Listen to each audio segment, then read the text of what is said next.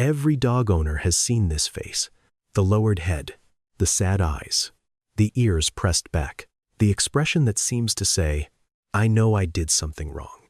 Maybe you came home and found a chewed shoe, a torn pillow, or a mess on the floor, and there stood your dog, looking guilty. At least, that's what it looks like. But what if everything you've been taught about that face is wrong? What if your dog isn't feeling guilty at all? And what if the truth is far more heartbreaking? Today, we're going to explore what science has discovered about the famous guilty look. And by the end of this video, you may never see that face the same way again. Let's start with something surprising. Many people believe dogs feel guilty because the expression looks so familiar. Humans recognize it instantly. A lowered head, avoiding eye contact, a tense body. To us, it looks exactly like guilt. But appearances can be deceiving. In 2009, animal cognition researcher Alexandra Horowitz conducted a famous experiment. Dog owners told their dogs not to eat a treat. Then they left the room. Sometimes the dogs obeyed. Sometimes they didn't. When the owners returned, some were told that their dog had disobeyed. Others were told that their dog had behaved. But there was a catch. Sometimes, the information given to the owner was completely wrong. And what happened next changed the way scientists understood the guilty look. Dogs that had done nothing wrong often displayed the exact same guilty expression. Meanwhile, some dogs that had actually broken the rule showed no special reaction at all. The strongest predictor wasn't what the dog had done. It was how the owner responded. The moment a person sounded disappointed or angry, the guilty face appeared. Not because the dog was confessing, because the dog was reacting. So if that face isn't guilt, what is it? To answer that question, we need to understand how dogs communicate. Dogs evolved as social animals. Long before they lived in our homes, they lived alongside other dogs. Avoiding conflict was important for survival. Over time, dogs developed a collection of signals designed to calm tense situations. Animal behaviorists call them calming signals. You may have seen them before. A dog turns its head away, licks its lips, blinks slowly, yawns unexpectedly, lowers its body, avoids direct eye contact. To humans, these behaviors often look strange. But to dogs, they are part of a language that says, I don't want trouble, I'm not a threat, please stay calm. Now think about the guilty look again. The lowered head, the soft eyes, the body becoming smaller. Those are not signs of guilt. They are signs of appeasement. Your dog isn't saying, I'm sorry. Your dog is saying, please don't be upset with me. This leads to another misunderstanding many owners have. Dogs do not think about the past the way humans do. Imagine you come home from work and discover a chewed shoe. Immediately, your mind connects the events. The shoe was destroyed earlier. The dog did it. Now the dog feels bad about it. It seems logical, but your dog doesn't experience time the same way.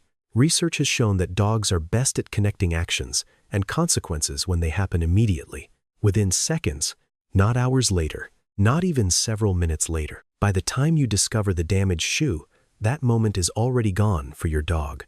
The shoe is not what your dog is thinking about. Your dog is thinking about you, your voice, your posture, your emotions. All your dog knows is that something feels wrong right now, and they are trying to make it right. In fact, dogs may be far more sensitive to our emotions than we realize. They notice changes in our tone of voice. They notice changes in our body language. They even notice changes in our scent caused by stress. Before you say a single word, your dog often knows how you feel. That's why the guilty look appears so quickly. Not because they understand the crime, but because they understand the emotional storm. Imagine living with someone whose mood matters more than anything else in your world. Someone you love deeply. Someone you depend on completely. Now, imagine sensing that person is upset. Wouldn't you do everything possible to restore peace? That's exactly what many dogs are doing. But there is another reason this misunderstanding matters. Every time we mistake fear for guilt, something changes. We stop trying to understand what our dogs are actually feeling. Instead, we assume they already understand why we're upset. But often, they don't. They don't understand the broken shoe. They don't understand the torn pillow. They don't understand why the room suddenly feels different. What they understand is your voice becoming sharper, your body becoming tense, your expression becoming harder to read. And so they do the only thing they know how to do. They lower their head, they soften their eyes, they make themselves smaller, not because they are guilty, because they are trying to restore peace, because they care about the relationship, because the bond they share with you matters more than the mistake itself. There is another reason this misunderstanding matters. Over time, dogs learn from our reactions. Imagine your dog lowers their head. You soften your voice. The tension decreases. The situation becomes safe again. Your dog learns something important. That behavior works. So next time, they do it again and again. Eventually, the guilty look appears the moment they sense disappointment, whether they actually did anything wrong or not. This doesn't mean your dog is manipulating you. It means your dog is learning what helps reduce conflict. The same way humans learn social behaviors. The same way children learn social cues. The same way all social animals learn to survive relationships. And perhaps that's what makes this so emotional. Because the guilty look isn't really about guilt. It's about connection. It's about trust.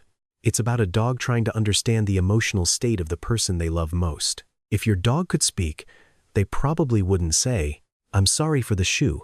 They might say, "I didn't understand what happened. I only knew you sounded different. I only knew you looked upset. I only knew something felt wrong. And I wanted everything to feel normal again. I wanted you to smile at me. I wanted to know that we were okay. I wanted to know that you still loved me." And perhaps that's the part that breaks our hearts. Because while we are thinking about the mess on the floor, our dogs are thinking about us. The next time you see that face, pause for a moment. Look carefully. You may not be looking at a confession. You may be looking at vulnerability. You may be looking at uncertainty. You may be looking at a dog desperately trying to make things okay again. Not because they understand the broken shoe. Not because they understand the torn pillow. But because they understand you. And perhaps that's even more remarkable. Your dog doesn't need to understand guilt to love you. They don't need to understand mistakes the way humans do. What they understand is your happiness, your sadness, your tension, your calm. And when they see something change in you, they respond with their entire heart. So the next time you come home and see that famous guilty face, don't ask, "What did you do?" Instead, ask yourself, "What is my dog feeling right now?" You may discover that the answer has very little to do with guilt and everything to do with love, because your dog isn't standing there asking for forgiveness. They're asking something much simpler, something much more beautiful. Are you still safe to love? And every single time, the answer they hope for is yes.